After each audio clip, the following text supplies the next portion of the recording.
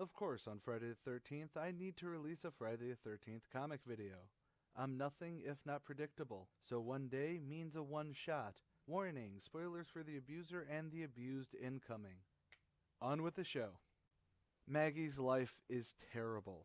She's in an abusive relationship with her boyfriend, she's made fun of at school, her guidance counselor knows there's something wrong, but sending her to a shrink who sends her to a priest, none of them think anything's really wrong with her life, just that she isn't doing anything meaningful in it since her mother passed away. At home, her stepmother, or whoever she is, berates her with every line she's given. So Maggie decides to do something about it. She takes this huge knife and kills her dad and stepmom. She then gets her asshole boyfriend to pick her up, and they drive to Camp Crystal Lake. He's skittish because of Jason Voorhees, but she flashes some nipple and entices him to, give him some courage. However, as they get out of the car, her using her voluptuous body to get him close before she slams the knife into him and starts to beat the hell out of him for all that he's done to her. While gurgling for his last inch of life, he starts to strangle her. But Jason comes from the forest and kills Steve, the asshole boyfriend. Maggie, mad that Jason stole her kill, stabs Jason in the shoulder. He throws her back before approaching, ready to kill her.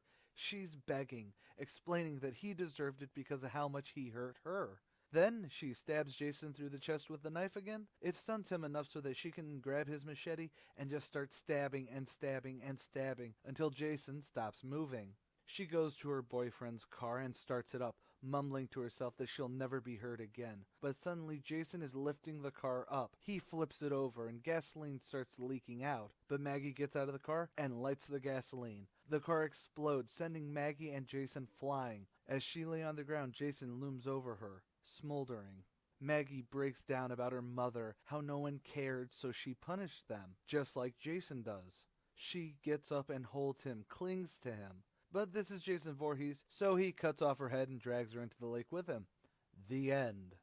So this book came out in 2008, but the first thing anyone will probably notice about it is that after the cover, the art style becomes actually surprisingly old school, which I like, but I wonder why. I mean, I think, personally, that it's something to be said about having the art stick with this relatively old-school style, giving it a Riverdale Archie's comic look, so the horror elements do make it a bit more Norman Rockwell is bleeding. I don't know if that makes any sense, but it is good art at the very least.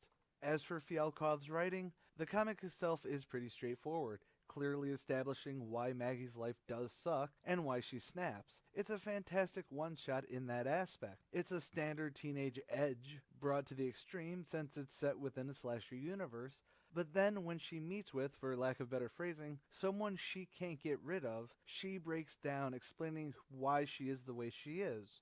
Now, while we, as an audience, at least fans of the Friday the 13th franchise, we know why Jason does what he does. He was drowned as a kid, at least sort of. I mean, continuity for the movies have been weird overall, but he does do it to punish those that actually killed his mother more than himself, and then he became a territorial hunter. So her thinking that he's a force of nature sent solely to punish isn't as odd as it could be in context. Actually, before I totally botched this review, this book is kind of like a Rorschach test.